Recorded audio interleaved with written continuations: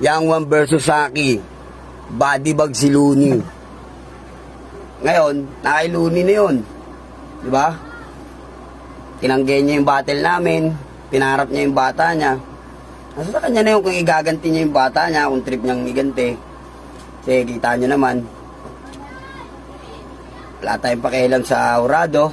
Respeto natin. Desisyon ng Urado yun eh. Bet natin papakialaman yun.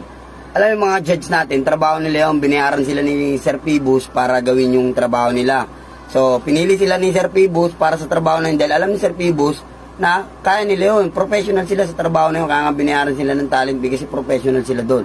Ngayon, kung ano may naging resulta ng judging, nire-respeto ko yun. Masarap sa akin pakinggan lahat ng sinabi nila yun. Kung ano man yung naging kakulangan ko doon, madadagdag ko yun para sa akin. Thank you. Pero ganun pa man, kita nyo naman, body bag si Looney. Walang gante, walang bawi. Buong artipiece. Diba?